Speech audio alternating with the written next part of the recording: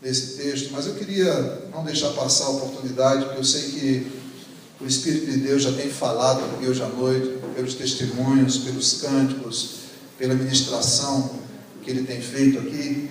E eu queria dividir com vocês algo que o Senhor colocou no meu coração sobre essa porção de João 8. A gente tem repetido aqui a cada semana da riqueza do Evangelho de João. Cada capítulo desse é muito rico, muitas informações, muitas coisas preciosas da vida de Jesus. A gente aprende muito. Se a gente pausa e contempla, a gente percebe aqui tantas coisas que podem edificar a nossa vida, que podem edificar a Igreja de Deus. E como é preciosa ver a palavra de Deus, como é precioso ver a palavra de Deus nos alimentando dessa forma. Não é diferente com João 8, é um capítulo muito grande, você percebe aí que ele vai até o versículo 59, tem várias histórias acontecendo aqui no meio, vários embates de Jesus com os fariseus, mas tem várias declarações extremamente importantes que a gente pode pensar, que a gente pode tirar e aprender dessas informações. E eu queria fazer uma declaração que para mim, nessa leitura, nessa meditação, tem um pouco a ver também com João 8. A primeira parte de João 8, que fala desse encontro de Jesus com essa mulher surpreendida em adultério, é talvez a parte mais falada, pregada, ensinada, que tem a ver com João 8. Depois vem os embates de Jesus com os fariseus e algumas declarações pontuais de Jesus. E lendo esse texto, veio ao meu coração que há aqui, claramente, uma declaração em favor de uma verdade e em favor de uma mentira. Nós começamos o texto de João 8 nesse encontro de Jesus com essa mulher. Eu queria ler com vocês essa primeira parte, que tem a ver com esse encontro. Vamos juntos aqui, João 8, a partir do verso 1. Jesus foi para o Monte das Oliveiras. Ao amanhecer, ele apareceu novamente no templo, onde todo o povo se reuniu ao seu redor, e ele se assentou para ensinar o povo. Daí então, no verso 3, os mestres da lei e os fariseus trouxeram-lhe uma mulher surpreendida em adultério. Fizeram ficar em pé diante de todos, e disseram a Jesus: Mestre, esta mulher foi surpreendida em ato de adultério. Na lei, Moisés nos ordena que apedrejar tais mulheres. Nos ordena apedrejar tais mulheres. E o Senhor, o que diz? Aí nós encontramos o contraste daquilo que a lei ordenara, daquilo que a lei mandava que se fizesse, e agora aparece o Senhor. O que o Senhor diz que deve ser feito? Eles estavam usando, aí a intenção do coração desses homens, eles estavam usando essa pergunta como uma armadilha. O intuito deles era sempre pegar Jesus em alguma coisa. Eles estavam o tempo todo ali no pé de Jesus, apresentando uma situação, outra situação, com o objetivo de ver Jesus caindo, de pegá-lo nessa situação. Aí está escrito, e era assim mesmo, por diversas vezes a palavra diz isso. Usavam essa pergunta como uma armadilha, a fim de terem uma base para acusar Jesus. Era isso que eles desejavam o tempo todo. Mas Jesus inclinou-se e começou a escrever no chão com o dedo. Só esse versículo, pequeno versículo, dá muito pano, ou deu muito pano para a manga. O que é que Jesus escrevia com o dedo, né? Então tem das mais diversas versões, do tipo assim, Jesus colocou o nome de cada um deles e os pecados que eles cometeram, um por um, né? Então tem aí 1000 pensamentos sobre o que é que possa Jesus ter escrito aí na terra. Mas certo é que a palavra diz que Jesus parou e começou a escrever ali no chão com o dedo. Visto, verso 7, que continuavam a interrogá-lo, ele se levantou e disse-lhes: se algum de vocês estiver sem pecado, seja o primeiro a atirar a pedra nela. Porventura, existe alguém nesse recinto, nesse lugar, que seja suficientemente puro, justo, sem pecado, que possa condená-la, que possa atirar-lhe a primeira pedra? E ele se inclina, verso 8, novamente, e continua a escrever no chão. Lança essa pérola e volta a escrever no chão. Verso 9, os que ouviram foram saindo um de cada vez, começando pelos mais velhos. Jesus fica só com a mulher, em pé diante dele. Então ele pôs-se em pé e perguntou a ela: mulher, cadê eles? Onde é que está essa turma? Nenhum deles te condenou? E aí essa mulher responde: ninguém, Senhor. E ele declara: eu também não a condeno. Agora vá e abandone a sua vida de pecado.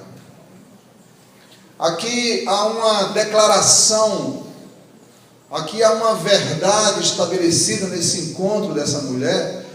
A gente pode aprender dessa experiência, desse encontro de Jesus, muito sobre Jesus, muito sobre a pessoa de Jesus, muito sobre o coração de Jesus, sobre a ação de Jesus, sobre a abordagem de Jesus ao pecador. Mas eu queria chamar a sua atenção, como o Espírito chamou minha atenção, para uma verdade declarada nessa experiência. A verdade que não importa o pecado, não importa a minha condição de pecado, não importa o que eu tenha e possa ter praticado, o Senhor Jesus tem toda a autoridade para me livrar. Amém, queridos? Essa é a grande verdade desse encontro de Jesus com essa mulher.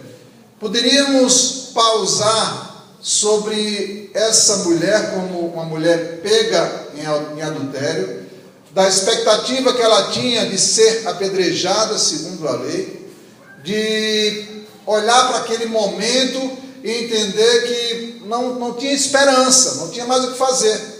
Ela havia sido pega em adultério e ela estava agora sendo levada para ser apedrejada. Não tinha opção. Provavelmente ela não via saída para a sua situação.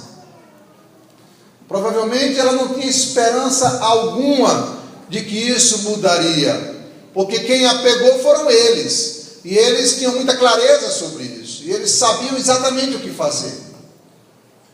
E ao se deparar com Jesus, acontece algo surpreendente. Algo surpreendente. Você pode sim não ser apedrejado. Você pode sim ser livre do seu pecado. Você tem sim a possibilidade de ter uma nova vida em Cristo. Quando nós declaramos o que acabamos de declarar, que somos livres, que fomos tornados livres por Jesus, isso é um fato, queridos. Isso é realidade. O sangue de Jesus nos limpa de todo pecado. Um dia estaremos diante do trono do Todo-Poderoso e Ele olhará para ti, olhará para mim e verá Jesus em nós. E dirá: entra para o gozo do meu Senhor. Não importa o que fomos, o que fizemos. Fomos mentirosos, fomos adúlteros, fomos isso, fomos aquilo. Não importa. O sangue de Jesus é suficiente para nos limpar, para nos transformar, para nos fazer puros. Essa é uma verdade insofismável. Não tem o que falar dela, porque é um fato baseado em um sacrifício completo na cruz do Calvário. Quando Jesus segue, ele fala ao povo e diz: eu sou a luz do mundo. Quem me segue nunca andará em trevas, mas terá a luz da vida. Siga comigo. Verso 24. Eu lhes disse que vocês morrerão em seus pecados. Se vocês não crerem que eu sou, de fato vocês morrerão em seus pecados. Vou pular. Verso 31. E aí Jesus debate tudo isso. É um debate entre Jesus e os judeus. Esse debate vai ampliando, vai ficando quente, vai ficando difícil. Alguns creem, no verso 30, diz que tendo dito tudo isso que ele falou, e visto até, muitos creram nele. E aí em 31 ele disse aos judeus que haviam crido nele: se vocês permanecem ou permanecerem firmes na minha palavra, de verdade, verdadeiramente, vocês são os meus discípulos. Foi lido aqui, 1 João 2,6, aquele que diz estar nele, deve andar como ele andou. Aquele que permanece nele, aquele que vive nele, esse tem a vida dele. Esse é o discípulo. Esse é aquele que saiu da condição de pecador, miserável, sem qualquer chance, e se tornou filho de Deus. Mas a todos quantos o receberam, deu-lhes o poder de serem feitos filhos de Deus. João 1. Se vocês permanecem firmes, vocês são discípulos. E aí no verso 32, ele confirma essa verdade que havia dito para aquela mulher lá no início: conhecerão a verdade, e a verdade vos libertará. Eu sou o caminho, a verdade e a vida. Quando aquela mulher vem ao encontro de Jesus sem esperança, sem qualquer expectativa, aguardando o momento de ser apedrejada pelo seu pecado, não haveria ou não havia possibilidade humana, religiosa até, de qualquer salvação. Ela se depara com o autor da vida, aleluia, com aquele que tem a autoridade sobre a vida. E ele diz para ela assim: conheça a verdade, e você vai estar livre desse pecado, e você poderá viver eternamente. Essa é a verdade de Deus para nós. Essa é a verdade que transformou a tua vida e a minha vida. Essa é a verdade que continua transformando a nossa vida. Verso 34, Jesus diz: todo que vive pecando, esse é escravo do pecado. Verso 36, mas se o Filho vos libertar, de fato vocês serão livres. E nesse embate, os judeus não conseguiam perceber aonde Jesus queria chegar com essa palavra. A falta de visão, a cegueira espiritual que tinham, não conseguiam entender e compreender do que Jesus falava, não conseguiam perceber que no fim de tudo aquela lei era dada apenas para revelar o pecado e a impossibilidade do homem de se purificar e de se justificar diante de Deus. E tornaram aquilo o fim, a prática da lei como o fim. E não era o fim, era o meio de revelar o pecado no coração do homem e a sua incapacidade de cuidar disso.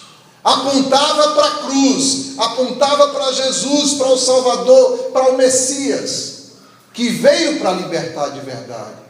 E essa cegueira os impedia de ver Jesus, os impedia de ver a liberdade que vinha através de Jesus. E Jesus declara que se o Filho libertar, de fato vocês serão livres. E eu quero dizer para você, meu irmão, eu quero dizer para o meu coração, eu sou livre.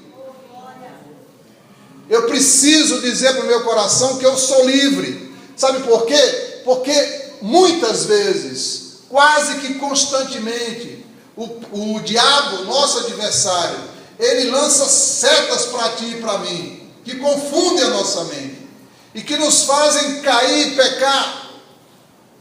E precisamos fortalecer o nosso coração na verdade de que o Filho nos libertou e nós somos livres, nós podemos vencer.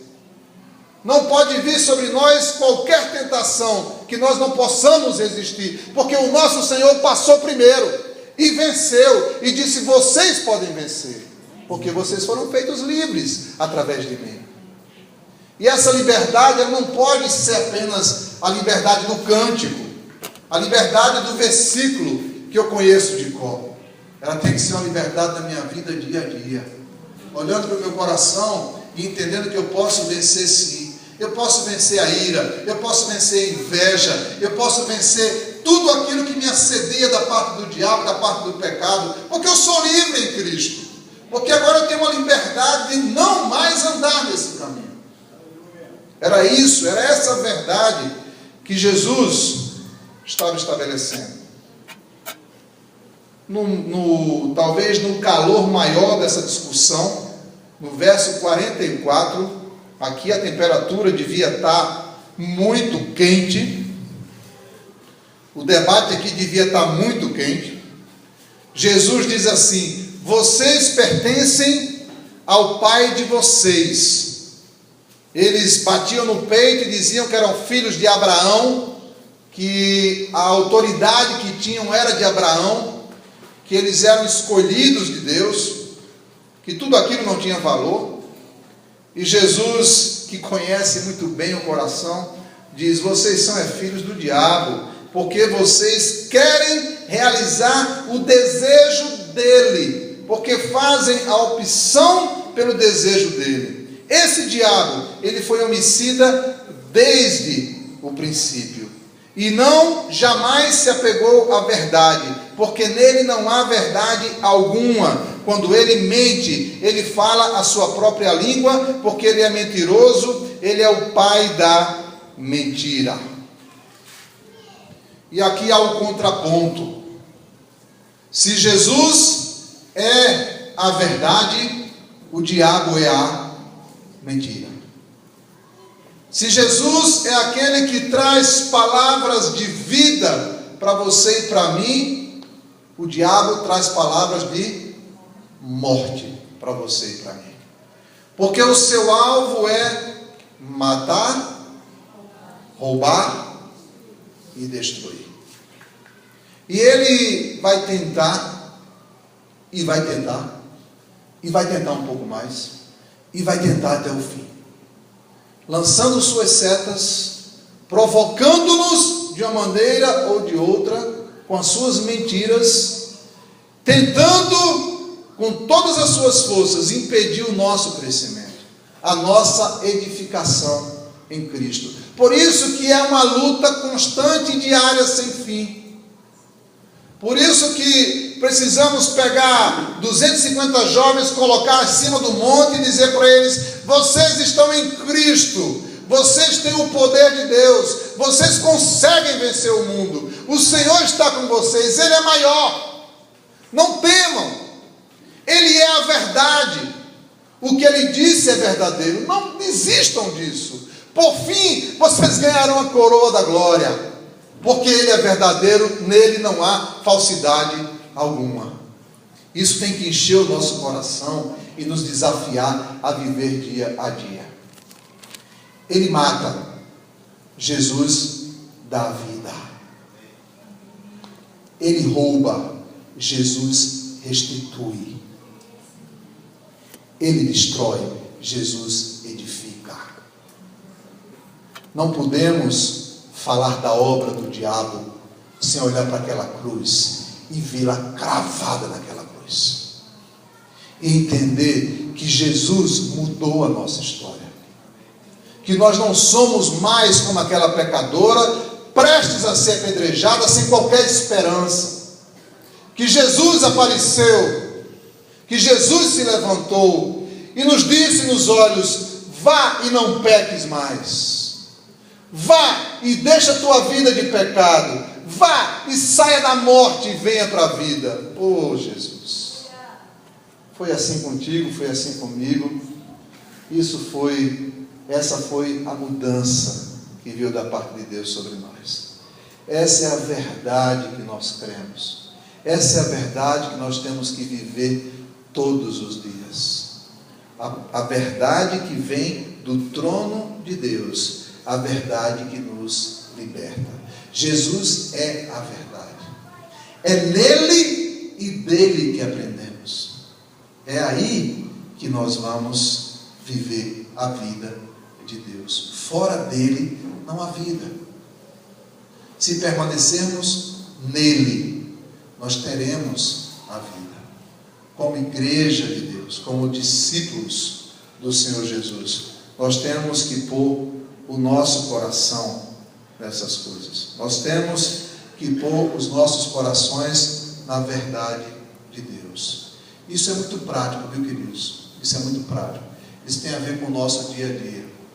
Isso tem a ver com olhar para a nossa vida e perceber que é possível Jesus na minha vida. É possível que eu seja alguém novo, porque Cristo está em mim. É possível que aquilo que me atormentou, Janilson, tanto tempo, não me atormente mais, porque Jesus está comigo, meu irmão. É possível que aquilo que eu praticava, eu não pratique mais, porque Jesus está comigo, Thomas. Porque Ele é a verdade de Deus. Nele não há dolo algum, não há nenhum engano. Nós precisamos permanecer firmes nesse caminho. Não podemos parar de vigiar o nosso coração. Não podemos parar de vigiar na busca pela verdade de Deus. Somente a verdade de Deus é que muda a tua vida, sua. Só isso. Não tem nenhuma outra verdade que muda a tua vida, nem que muda a minha vida. Toda a verdade de Deus mudará a nossa vida e seremos como Jesus. Em 1 João 2,6 será a verdade de fato entre nós. Não é assim, queridos. A verdade de Deus é que temos esperança. Eu me digo, temos esperança. Cristo em nós, a esperança da glória. A verdade de Deus é que chegaremos aos portais eternos e seremos recebidos pelo Senhor para entrar ali com Ele eternamente. Mas o pai da mentira é aquele que está conduzindo também muitos aos seus lugares eternos de sofrimento. Mas graças a Deus por Cristo Jesus, né? Que temos a vida em Cristo Jesus e que queremos viver a vida, Wilson, de Cristo Jesus. Amém, queridos? Vigia, ora, vai no teu dia a dia, não deixando nenhuma oportunidade, como o Espírito tem falado aqui, de servir um ao outro, de ser como Jesus é, de andar como Jesus andou, de levar essa palavra de esperança aos pecadores. Estávamos comentando sobre muitas coisas esse final de semana, mas uma delas que eu lembro é que nos próximos dias a igreja há de receber muitos feridos, e eles precisam ser recebidos com muito amor entre nós. Eles precisam ser recebidos com uma palavra de esperança. Eles precisam chegar aqui e saber que um dia nós fomos como eles, nós éramos como eles, mas que o Senhor nos transformou. Paulo diz isso em 1 Coríntios 6, que muitos não entrarão no reino de Deus. Tem lá uma lista: efeminados, sodomitas, ladrões, roubadores, parará, parará, parará, parará. Aí ele diz assim: assim fostes alguns de vós. Que palavra preciosa, né? Assim fostes alguns de vós, né? A esperança, né, Bárbara? Já pensou? Já pensou você dizer para uma prostituta: querida, Jesus te ama tanto, você pode sair desse lugar e se encontrar com o Senhor. Um homossexual, um bandido, um assassino, não importa. Qualquer um que se deparar com aquela cruz será recebido nos portais eternos, se entrar em arrependimento, queridos. Que não haja preconceito no meu coração e no teu coração. Que ao entrarem por essas portas, pelas portas das nossas casas, nós possamos receber a todos com muito amor, como Jesus recebeu. E possamos trazer uma palavra de esperança. Jesus Cristo é o caminho, a verdade e a vida. Entra por esse caminho que serás recebido pelo Pai. Essa é a verdade de Deus para nós. E precisamos manter os nossos pés nessa verdade. E fechar os nossos ouvidos para aquele mentiroso, para aquele que é destruidor, para aquele que quer levar nossa alma para o inferno. Rejeita ele e sua palavra. Rejeita tudo aquilo que ele tem tentado te dizer. Ele é muito astuto. Ele está dizendo muitas coisas. Ele está divulgando muitas coisas. Ele tem procurado perverter toda a palavra de Deus. Mas nós somos os que cremos na verdade de Jesus. Amém? E nós seguiremos essa verdade. Em nome de Jesus. Amém, queridos? Senhor, tua palavra é verdadeira, Pai. Nós não temos aonde ir, senão para perto de Ti, Pai. Muito obrigado pelo alimento que o Senhor nos deu esses dias, pela verdade do Senhor aos nossos corações. Muito obrigado pela vida de Jesus. Muito obrigado por esse encontro dele com essa mulher adúltera e pelo resultado desse encontro, Pai. Por um ato de amor, de misericórdia, de esperança para aquela mulher, Senhor.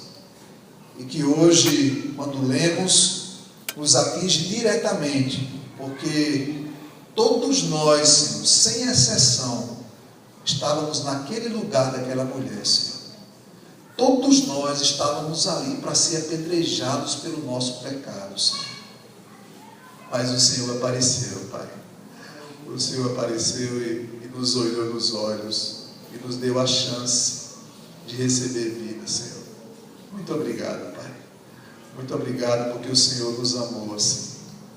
Enche os nossos corações com esse amor, Pai, para que possamos com muita misericórdia receber outros que virão enfermos, debilitados, doentes, para que possamos, indo pelo caminho, encontrar essas pessoas e ter o mesmo coração que o Senhor teve para recebê-las, para proclamar esse evangelho do reino de Deus, libertador, Senhor. Que sejamos livres, não só de palavras, Senhor, mas que sejamos livres de prática, Pai. Que as nossas experiências, dia a dia, confirmem essa palavra. Que a cada dia, eu e meus irmãos, caminhando pelo caminho, nós possamos envergonhar o diabo, Senhor, revelando que podemos não pecar, que fazemos a escolha de não pecar, porque temos a liberdade através do sangue de Jesus, Senhor. Que seja, Pai, que sejam dias de vitória para a Tua igreja, que sejamos frutíferos em toda boa obra nesses dias, ó Pai. Leva o Teu povo em paz, em segurança, Pai. Que a graça tão graciosa, que a graça tão enorme do Senhor Jesus, que o consolo do Teu Espírito Santo, aquele que nos acompanha dia a dia, Senhor, e o Teu amor, Pai, amor que nos constrange profundamente, Senhor, nos acompanhe, Senhor, nesses dias e nos faça agradar o Teu coração, Pai, em nome de Jesus, amém. Deus abençoe.